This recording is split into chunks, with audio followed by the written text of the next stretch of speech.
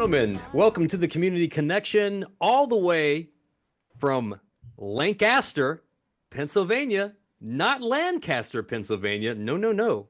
It's Lancaster. Is this correct, Zach? Is that how you say it? It's here's how I pronounce it: Lancaster, Pennsylvania.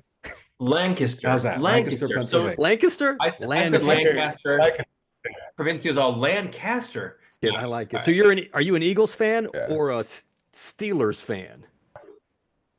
I'm an Eagles fan, Philly fan. Fly, Eagles, fly! You damn Philly fans, man. I love the Phillies. They're playing all right now, but the Mets are good. The Mets are looking good. Dodgers look good. It's a tough NL. I was in Lancaster a few years ago, and I did the whole you guys have these awesome family style restaurants, a Good and Plenty. Is there something called a? You got it. You're I was Strasburg area. We have a place called Sight and Sound, a big theater for Christian productions like Noah and David. But that's right near where that Good and Plenty is. There is great food in Lancaster County, Pennsylvania. Do you know what whoopie pies are? I do know what a whoopie pie is. Whoopie pie. In Western PA, they call them gobs, but we call them whoopie pies. So there's a lot of good. There's a lot of baked goods around here. I just don't like sharing my plate with strangers. So I was just like, I don't know you. Do you take? So I went with my dad, right? And my dad is straight from the hood. So they're passing. We're sitting with all these strangers. My dad gets the bowl of mashed potatoes, and he just starts eating at it. I was like, Dad, what the hell are you doing? Pass it, bro. Welcome to Lancaster, Pennsylvania. Oh, I love it, man. That's great. Oh, Zach, I tell you what, man, we got a great show. We're really excited to have you on. We don't know each other, but I feel like I know you, man, because you're all over social media, high-fiving kids, really building legacy and relationships. I saw that you were in San Quentin. So we've got some stories. Yeah. Oh man. So I love it. But listen, everybody loves an origin story, Zach. So just tell us a little bit about your background. You could have chose any profession in the world. Why education? Why teaching? Why principal leadership? Talk to us a little bit, man. Yeah. When I was going through school, I had a great experience, great teachers, great coaches, and I always wanted to be just a lifelong high school social studies teacher and high school basketball coach. And that's how I started out. I got into social studies education for 8 years. But slowly went a different path into educational leadership. And I just love being around schools. I love being around kids and just the impact that we can have on the lives of kids and the trajectory of their life. I know not every kid, a lot of kids don't have a stable home life or a stable home environment. So just providing stability, helping them give a purpose, connecting with them. Where our school district is, our mission statement is connecting, inspiring, empowering. And that's what I try to live out, where you connect with kids first and foremost, you inspire them to be the best they can be, and you empower them to go out and do it. And I think what's difficult about education, but what's awesome about education is we may never see the fruits of the seeds that we're planting, and we're just planting seeds every day. And that's what makes the work so hard. We don't see those results in the moment. Sometimes we see them, but it's down the road. And that's what keeps me going. Just the impact that we can have on a day-to-day basis to make a kid feel seen, connected, and valued. Wow. Zach, what motivated you to go into leadership? I think, I thought about it, and I remember the feeling as a teacher, and I loved it. The impact you can have directly with kids in the classroom. But then I saw one of my principals, Paul Gladfelder, and there was the stereotype of a principal in their office, firm and strict. But I saw this guy, I saw Mr. Gladfelder out in the parking lot greeting kids. I saw him in the hallway connecting with kids. And I was like, I want to do that. I want to be able to do that. And I'm not saying I felt boxed in my social studies classroom, but I just wanted to broaden the impact that I could have. And then a huge part of my role as an educational leader then is taking care of teachers and making sure they're in the right spot. Because I try to create an environment where kids want to come to school. To do that, it needs to be a place where teachers want to be, and a place that families trust and are proud to send their kids. So I know my role, although a lot of principals and a lot of school leaders will say, is it in the best interest of the kids? And we got to really look at making sure we're taking care of staff and teachers and making sure they're in the right spot to give their best. So that's something that drives me as well, the really taking care of the teachers and making sure, I want to add this too, where they're thriving professionally, but also personally as well. Zach, Yeah. I appreciate that. I was telling Nathaniel, I just had the opportunity. I was former principal, as was Nathaniel, and I had the opportunity today to go to a retirement celebration for one of my former teachers. And it's great. Like I love my teachers, and I appreciate that mindset. Yeah. Kids come first, but if you don't take care of your staff and treat them well and respect them, it's really hard for your students to do as well as they should. So I appreciate that Exactly. perspective. Hey, Zach, can you talk to us about going from high school to elementary? That's a big shift. How did that work out? Yeah, it's been phenomenal. And I've been so blessed with the opportunities where I say I've had the privilege to stand on stage at graduation and shake a kid's hand and then welcome kindergartners at kindergarten orientation with their families. So and then I was a middle school teacher. So I've been at every level. All right. It's been tremendous to see. And I say this, I've been at the high school level, the middle school level, and elementary level. And one of the things I found, and one of the most important things I found, is leadership is all about people. It's all about people. It's people work. And I know when I was making that transition from secondary to elementary, some people were like, nah, you don't want to do that. You need elementary experience. Other people would say leadership is leadership. And I have found it's really a bit of both, but I think having a secondary background and going into elementary school, it does really help you lean into leadership where you're trusting the people around you. You're building good teams and trusting one of the biggest adjustments was elementary was really learning reading. The intricacies of reading. And I'm still a work in progress, but I have a strong Title I intervention team that I really lean on heavily and support. But as I said, it's all about people. Kids are kids too. Kids are kids no matter where they are. And they still desire those basic needs of feeling connected, feeling like they belong, and feeling accepted. Sure do. I love it. Zach, I'm a bit of a pedagogical junkie. Like I just love it, right? And so I'm going to ask you a question, but it's kind of like there's going to be an affective part to it, right? And then which is the people part, and then I might want you to lean a little bit in the procedural part of it because yes, leadership is about influence and it's about people, but at the end of the day, we have a school to run.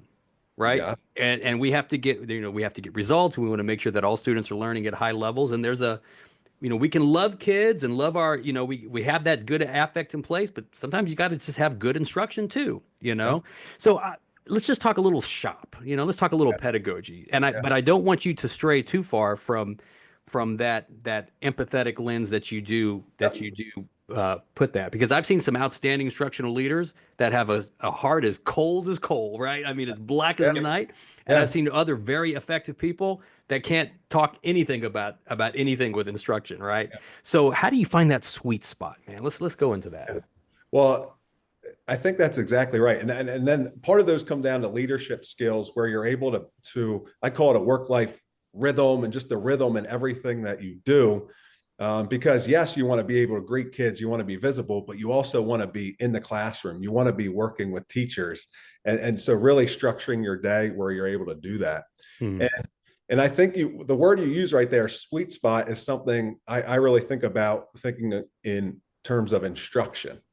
And when working with teachers, I like to think of, I worked with an instructional coach one time, Steve Barkley.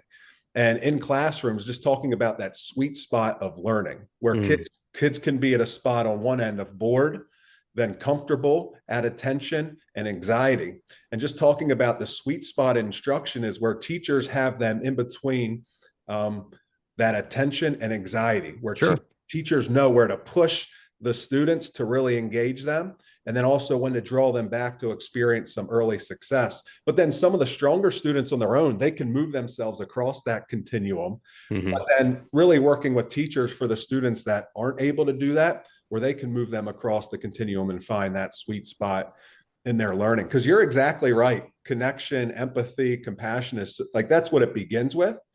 But it's a school and we really want them to grow academically. So we talk often about engagement versus compliance. Where I am, we have great kids. We have compliant kids. So a word we often talk about is engagement. And and truly engaging our kids. But that's just something I thought about when you said sweet spot. That Yeah, I work. see it as that targeted tension. Yeah, You know, it's like I don't like yoga yeah, because it's hard, right? And like, but if I'm not sweating and if I'm not like struggling a little bit, I'm really not learning, right? yeah, And I have to have that tension, just that little bit of uncomfort for it to be memorable. And I yeah, think I think when it comes to kids, sometimes it's great if we've got compliant kids. Hey, that's wonderful. I mean, you know what I mean? But just because they're going through the motions doesn't mean they need that productive struggle. yeah, Yeah. And you know yeah. what? Just yeah, with Yeah, anything with in anything. sports when you're growing in life, sometimes you need that struggle to where you really learn and you can have those takeaways. So how do you, if we know that productive struggle is important for our students, um, it's also important for us, and Mhm, it's also important for our educators. mhm. So because you know we lead people, how do you push your stakeholders, and how do you push yourself? Because if we stop growing, Zach, Yeah. we cease to be effective. So I'm curious how you push your people and yourself and your building.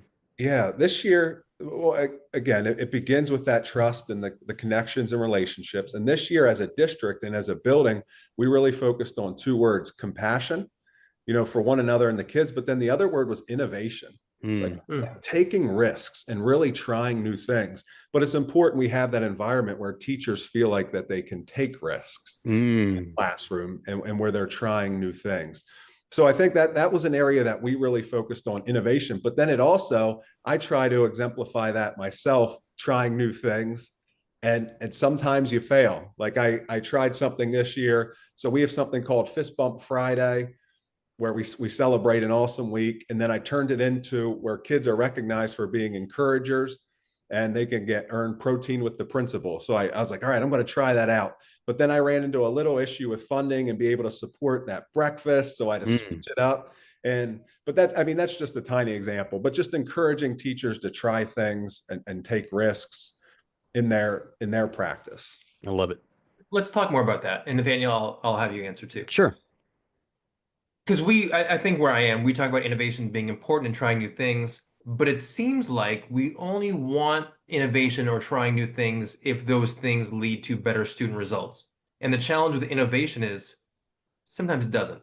And you Mm, mentioned, Zach, that you have to create an environment where I don't want to use the word failure, but not succeeding maybe at previous levels is okay. Sometimes it takes time to get there, but I know it's easy to shut down something when you don't get those immediate results, whether it be at the principal level or district level. Like, well, you tried it, it didn't work, we're moving on back to something mm. else. So how do you continue to promote, do you, and do you think your district actually does promote innovation, knowing that sometimes innovation leads to failure? And Provincio, after Zach answers, I'll get your Sure. take. Yeah. Yeah. I think with that comes patience. We need to have patience within it Yeah. because you hear it so often that administrators move from one thing to the next, Hmm. one initiative to the next. Hmm. Hmm. So something as you said that, Eric, I just thought about patience with it. And where it's not every year you're rolling something new out. And then you think you're going to stick with it through every faculty meeting before you know it, it's long gone. Yeah. So I know some principals start with themes, and that's okay too. I know they like to have fun themes and stick with, but that often changes. So I think Mm. it's really important. And I think sometimes we try to do, this is just like life. We try to do too many things at one time. And an area I really want to work on with the staff where I'm principal next year is really coming up with responses in community. Like, hey, let's talk about as a team, what is engagement? Really talk Hmm. about it with the teachers. So when I'm in the classroom and a walkthrough and an observation, we have a common definition of engagement and a common definition of what success looks like in the classroom. So I think that's a huge part of it, where it can't just be an administrator thinking, hey, this is what it is. Teachers aren't really sure, but getting everybody on the same page for that common vision. Mm. So like I love Daniel Pink's work. I think it was from the book Drive about three drivers for like adult and professional kind of like really engagement. Zach is autonomy, mastery, and purpose. And sometimes autonomy and mastery can kind of like conflict with each other. You know what I mean? Because it's hard. Like if I'm left alone and I just want to innovate and do whatever I want to, or my team's going crazy and we're doing all kinds of things, like we're so autonomous. Yeah, we might feel like we've got a lot of voice in our work, but we're not mastering anything. And I love what you said about your mission statement. Very clear, brother, very concise. I like that. That's the purpose, right? Your vision and your mission is your purpose. So, Eric, like I think that there is a place for tight guidelines and cultural parameters. And I think there's also a place for parameters that allows you to innovate and know that you are celebrated for that. It's like Google. What do they have like Yeah. Wednesday sell, do whatever Yeah. you want to, or Fridays or whatever. And then that's how they get a lot of innovation. I think there's so much pressure, districts, put a lot of pressure on us, Zach, to be able to kind of like, achieve whatever. And then we start snake oil finding all these like amazing bullet, magic bullet initiatives that actually take us away from autonomy and take us away from a sense of mastery and actually dilute our purpose. I appreciate that. One thing I just want to add to the last point. Sure. I love the work of Tom Gusky. I Oh, don't sure. That's and great. just yeah, just like experiences shape attitudes and beliefs. So as school leaders, providing that professional development, providing the time that they can really work through things, and then they see some of those results. They see the student outcomes, which shapes their attitudes and beliefs Oh, about yeah. it. Like when Mhm. you experience that success, hey, I want to keep going, versus hey, here we go. It's not really sticking. But then how can we celebrate that success, as you said, and just keep it going? But it comes with seeing results. Right. So I love that you've got a clear purpose for your school. I love that you're able to collectively talk about what these big things are, engagement, some other things like that, and that you're supporting your people, which is what we want to talk about, Yeah. people, right?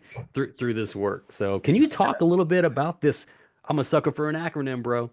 People, man. Yeah. PEOPLE, man. I got the book. I just would love to hear from the author, man, like how you came up with this stuff. People, one night I was sitting here, I finished a box of Reese's Pieces, and I had a box in my hand, and I A was just, whole box. yeah, Damn, Zach. yeah. I think it's really cute sometimes when they put share size on it and I finish it. It's not share size, but I finished it, and I was just thinking about my mission and my purpose in education, and it's really the people work. So I just started working through an acronym to help something that I can take into each day. So the P is prioritizing people, just building trust. Like that, we have to-do lists. There are things that we need to do, but people must be at the forefront of what we do on a daily basis. And then when we Mm, build that trust comes the E, empathy. And that's where mm. we learn stories. And I'm a firm believer in this. Every child has a story, but so does every adult. Oh, And Yep. absolutely. Yep. everyone in the building has a story. And then the O is empathy in action. It's observe the needs of others and respond with compassion. And that is, I got ahead of myself there, but that's really Mm, empathy in action, where you see the needs of staff or you see the needs of kids and you move into action. And I think with that empathy and observe piece, we're often moving too fast. People in schools walk really fast. Principals, mm, teachers, they're probably some of the quickest walkers, but sometimes we just need I call it yellow light leadership. And often when we get to a yellow light, what do? We speed up when we're actually supposed to pump the brakes, mm, slow down. And when we pump the brakes and we slow down, things aren't as blurry in our peripheral vision. They become more clear. So that I'm walking the hall, you know what? I need to pause. I need to go in this classroom. Hey, good morning. mm, Do you need anything? And I found those days where I'm moving really quick, or I'd honestly, with some of those days you'd rather hide, are the days someone really needs me the most. So mm, that's observe the needs and respond with compassion. Um, P, I talk about praying for people. You learn their needs and just be a support system for them. L is love people, just walk alongside them. I love the work of Bob Goff, and he has a book called Love Does. So love's a verb in mm, action, and how can we be doing that? And E is encourage, and that's really my life work, my life mm, word, to be an encourager. So I think, and I even try to structure my day as I start my day, prioritize people. What do they need? Okay, who do I need to walk beside with empathy? Who do I need to really listen to? Where do I need to respond with compassion? Who do I need to encourage today? So I try to think of that acronym great. throughout the course of my day. That's wonderful, man. Yeah. I love it. Zach, as a principal, here's the reality.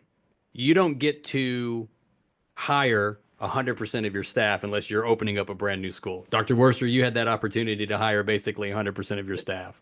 Wow. So you inherited staff, right? Yeah. That's what happens. Some of those staff that you inherited, you knew, that, or any leader out there, you're like, oh, this is the people I can build a whole team around, right? And then there are people that may not have that same ethos that you have, right? There may not be bought into a common vision and a mission, right? They're still the best you have, right? And there's people that are struggling professionally. There's people that have a story where they're struggling personally. It would be great if, as leaders, if we had 100% of our own, people that were just outstanding. But that's a challenge because we're dealing with people. Yeah. What was that like coming into a new school, having this very passionate, empathy-driven ethos about you? Because not everyone is like us, you know what I Yeah. mean? So how do you get people on board, man? Or maybe do you just like, because you love them, maybe be able to show them another opportunity? It's part of Yeah. the job. It's part of the job. That's a great question, because as I talk about people, but people work is difficult. Working Yes. with human beings, it's a challenge. It's not easy work. And I like to tell the story, and I'll get to your question then. But I Mm. remember when my wife and I put our daughter on the bus for the first time to go to kindergarten, and just this little girl with a huge backpack bigger than her walk. And when the bus was coming, we didn't know she would do, but she marched up those bus steps. And my wife and I, on our way back, we just cried the whole way back. And I had been in education, but that was a turning point for me. And I thought, like, hey, Carly and I are sending our very best to the school. That's right. And we want them to give her their best. So that's something I take with me, knowing families are sending us their best every day to schools, and we must give them ours. But it's also important to know everyone's best looks different. Yeah. And the reason I say that then too with staff is everyone's best looks different. And you would like to think, I like to go with positive assumptions that they're giving their best, but I think a huge part of it is modeling. And I know it's a common saying these days: culture's not taught, it's caught. So just truly living it out and building trust. Where I am now, I'm at that almost 2.5 year mark. But here's what I sense, and I think it's from building trust. It's getting a little harder right now. And I think that's a good thing. Working in through some deeper, more difficult conversations with staff, people bringing more challenges to you. But I look at that as something that's a good thing, where Yeah. it's not like you're moving around quick. I guess you could call it out of the honeymoon stage, where you're really going through the thick of it together. And I think something I've worked with my superintendent with, he's a phenomenal leader, is, let's say there's a teacher that struggles with empathy, but you find that moment where they showed empathy, you really praise them. Like, hey, nice job. I saw the way you handled that situation with the kid and family. I love the empathy that you showed. It's not manipulation, but it's like, hey, this is the culture. This is what we're looking to do. Yeah. Yeah. Zach, let's I love let's it. talk about honeymoon. Let's talk honeymoon for a minute. Nathaniel, I'll query you the same thing. Honeymoon? What specific things did you do coming in new to your school to let your people know that you were there for them? And it wasn't just an acronym, that there was meaning and authenticity behind that. So what things did you do? And Nathaniel, I'll change next. It's like third day on the job, we had a faculty meeting. And I just remember saying, I ended with, I trust you. Just those words to start. Hey, I trust you. And I want you to know that's what I'm going to bring to this. I'm going to bring that positive assumption. I'm going to trust you. I love the book, The First 90 Days. Oh, that's a good one. Yeah. An oldie but goodie. Yeah. Yeah. I always go back to it when something new comes up. And I think he talks about being an archaeologist and just discovering everything about it. And that's part of what I did. That's where you really go to those L's: looking, listening, learning. And then some people say, then you get into leadership, but looking, listening, and learning, that is leadership. And that's just a huge part of it. Really taking your time when something comes up, asking questions like, well, what have you done previously? Well, help me understand that. Just some of that language as you're interacting and you're really learning. It did help that it is in the community where I'm from, but I was away for 5.5 years, which was an awesome experience, by the way, because there was an opportunity, 8 years. I talk with my superintendent about this a lot. I taught for 8 years. I was going for my admin cert, didn't have it yet, but he said, you can go ahead and interview. Great experience. There was more qualified candidates. They went with them. It ended up being a good thing because I was able to get outside the district for 5.5 years. And I used the term, I was able to find my leadership voice. I think if I would just stayed in the same district, I don't think I would have found my leadership voice. So it gave me an opportunity that, and I remember I shared it when I had the interview to come back. I said, hey, I was able to go out and find my leadership voice. So as I came into this school, I was familiar with the district. There's a lot of rural poverty. It's really spread out, and it's not like a city where they can support a lot of needs in a close area. The school is really the hub of meeting the needs of kids and families. So, but it was just really a time of discovery, listening, learning, getting to know people. So I did actually, before I started, it was during my transition. So when I was still at a previous district, but I had days, I held one-on-one meetings, and I met with everyone just one-on-one, and I got to know them. I talked to them personally, learned about their kids and learned about their families. That's huge. That's huge. People need to know you care about them as a human being. And you don't just see them as a third grade teacher, but you see them as a mom, you see them as a wife. And I think a huge thing to do to see how you're doing as a school leader is talk to the spouses of your teachers. Yeah.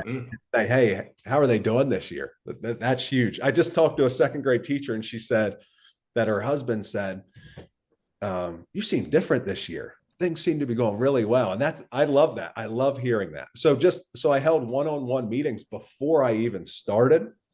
And then it's important that, like, almost a community night where people can come out and meet you, just some of those slow things. But then you continue to build trust day by day as you're walking in. I will say this, it's natural in my personality to be a person. So I will say that it's natural in my personality to be a people person, walk around, talk to people. I love having those conversations. So that does come naturally, but I think that does help build trust, continuing to have this conversation.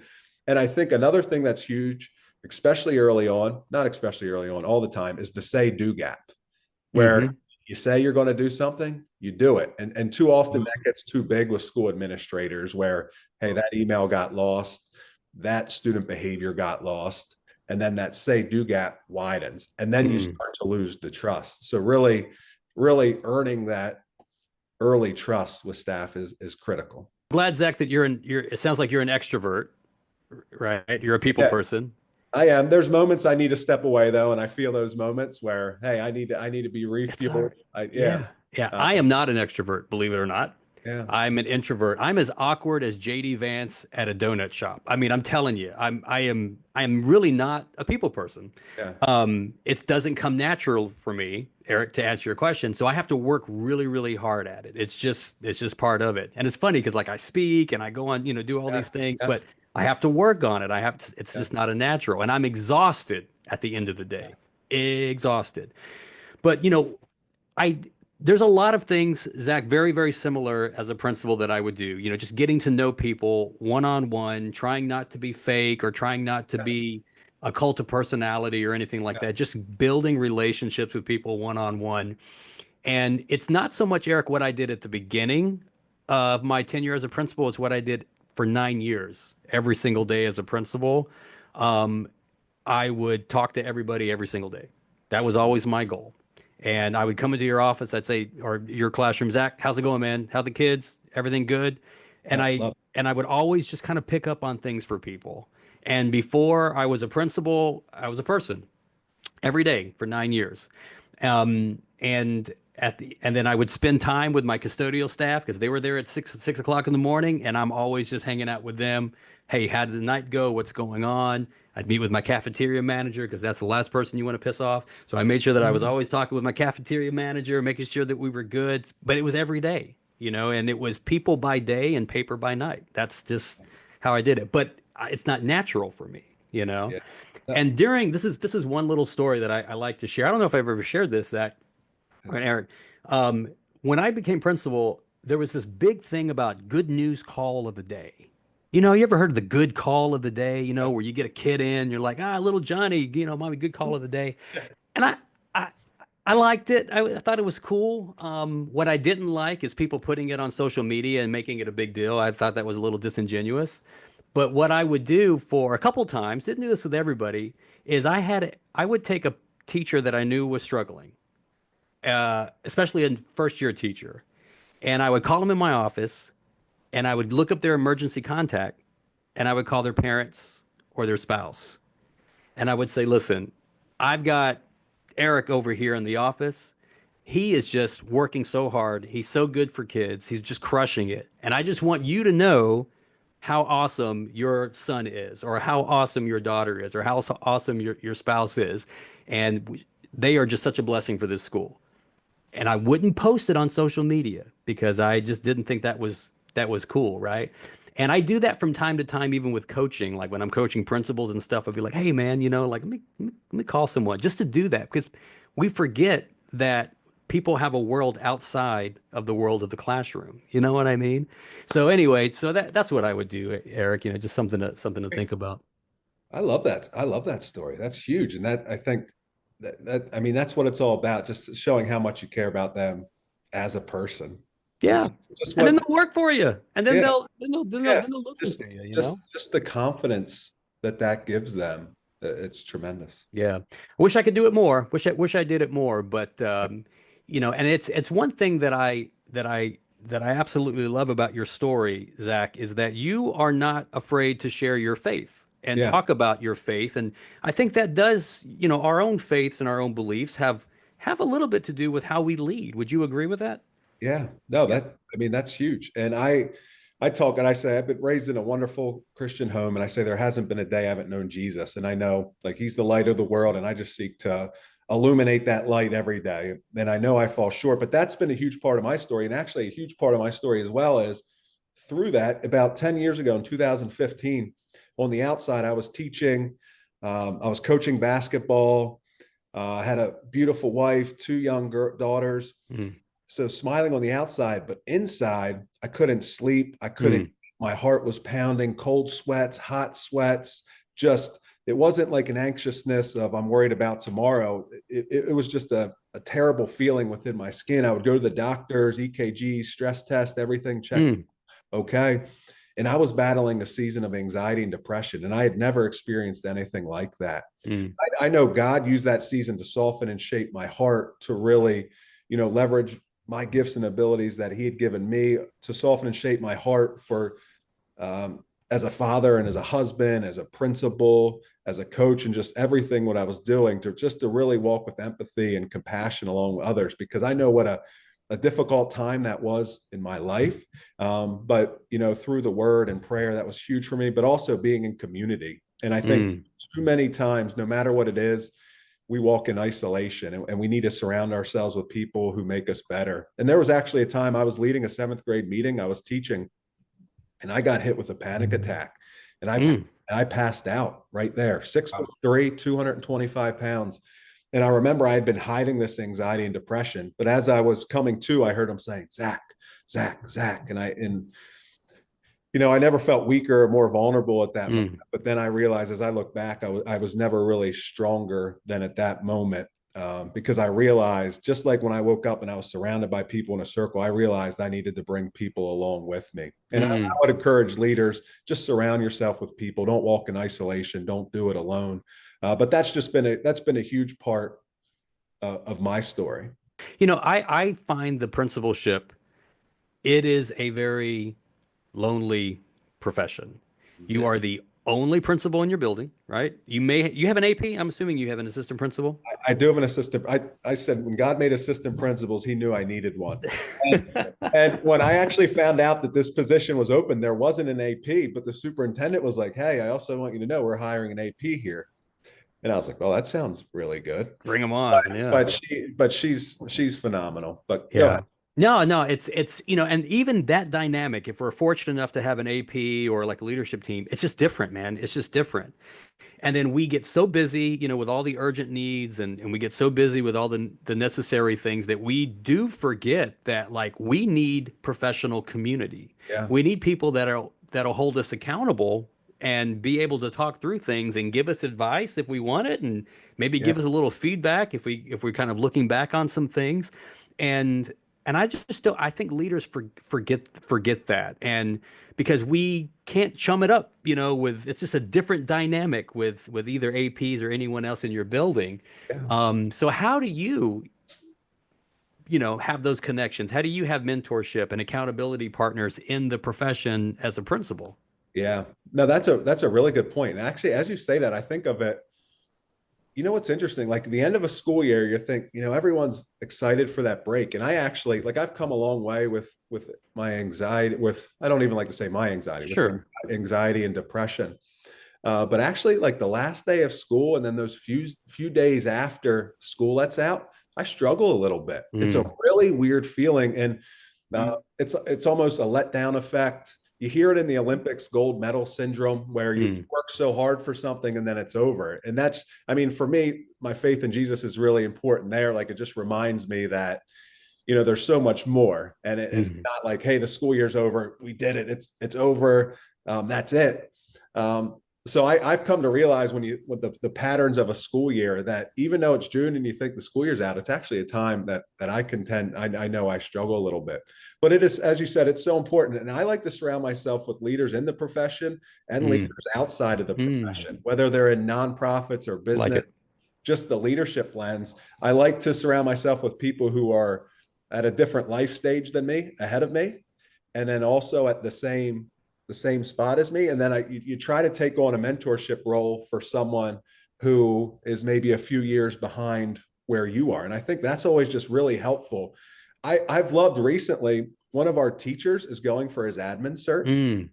And so he comes in every morning to work on his hours, but it just helps me to go back and talk through things again. Sure. And I think like we just need to talk through things. And whether it's picking up the phone, calling a few trusted principals or a superintendent that but never, just something as simple as talking about things is just tremendous, and getting ideas. I even find we need to do this more. This should be a requirement of the job. Yeah. So you see the Lemonade book, but my daughter and I will do assemblies at different schools. But when I go into the schools, I'm not there for a tour to learn about the school, but just being in the school and looking around, I learn. Oh, it's great. I learn. And I coach basketball too. And I'll take pictures of PBIS posters and different things where you're just constantly learning and growing. So that's just so important, to surround yourself with other leaders. Oh, I love it. Eric, any thoughts on that, man? Like, you were always Dr. Worcester and I have been friends for decades, right? But Eric was always my kind of like unofficial therapist, let's talk through things, let's go out, let's get a beer or something like that, and kind of work through some things, because you don't have that work with anybody. What about you, Dr. Worcester? What are you thinking, man? No, I agree. It's so helpful to have those trusted people doing the same kind of thing. I was very fortunate. I think you were too, Nathaniel. I'm sure you are too, Zach, to have phenomenal APs. Throughout my experience. I couldn't have survived without Jeff and Candace and Laura, Barbara, some great people who I got the chance to work with, who they have. Principal's tough. There's so many victories and so many great things, but there are so many challenges, and having that strong team with you in the building is really important. But yeah, Nathaniel, you were a support to me, and it's that non-evaluative support from somebody else going through the same thing. I can't imagine what it would be like going through that position without having some fantastic colleagues to call upon for just all of the unique challenges that you find yourself in, and not having anybody to run that by at your school. So I totally agree. Zach, man, just a phenomenal leader, bro. Your district in Lancaster, Pennsylvania. I think you're just saying it faster now, and I'm just saying it faster, man. You know what I mean? Gosh, man, they're so lucky to have you. Your kids are so lucky to have you. Your community is so lucky to have you. How are you able to get your message, these books, right? Where can people connect with you? You said that you go out and you even like will go to schools and things. Like, how can people just learn from you a little bit more? Yeah. No, when you try to find your message and what you really want to share. And so, I mean, you can go to zacbauermaster.com. And I mean, I do speaking for leadership teams in schools, outside of schools. And my daughter and I, we wrote a children's book together called Lemonade. So That's we right. go around and it's really about encouraging kids to spread kindness and compassion within their communities. And then my books, Leading with a Humble Heart and Leading with People, they're available on Amazon. Humble Heart is a 40-day devotional just for, you know, it's really for anyone. When I say leaders, you know, Maxwell, leadership is influence, nothing more, nothing less. So I really see everyone as a leader, but those books are available on Amazon, and they really are about leadership and faith together. So Awesome. yeah, so feel free to check that out also on social media. And I think you brought up about a good point about social media, and it's actually something I even struggle with, like what you put out there and what you don't put out there. It's easy to say you're doing it to encourage others, but making sure you're not promoting self.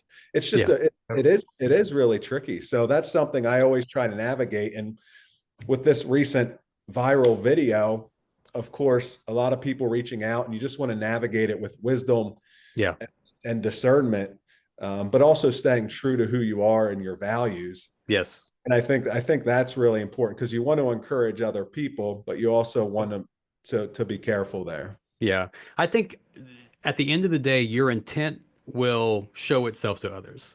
You know what I mean? I think that's something that leaders need to realize, especially, you know, when we're sharing things about our school. And we should be missionaries for the good things, right? But you're like any leader, and Eric and I talk about this, about branding, and you know, there's this term, you know, Messiah leadership, and you know, different time. I mean, at the end of the day, it is not just any one person. Something that I've learned too, you know, it's like it is like so many people. Cultures build cultures, right? And people are important. The leader is absolutely important. We set the tone. We got to make sure everything that happens, leadership is influence. But I think you're doing it the right way. You know what I mean? I think that's one thing, or we wouldn't have had you on the show, my friend. This is this is just a way to be able to share genuine, authentic leadership, and that's what we need. And I think a little inspiration, Zach. I think we all need a little inspiration from time to time. Awesome. I mean, that's so good. And I think about that as I walk the hallway, and I'd encourage principals to do this: greet kids at the door, visit every classroom in the morning, be visible in the hallway, be visible in the cafeteria, because you can connect with a lot of teachers there, and then greet kids as they leave.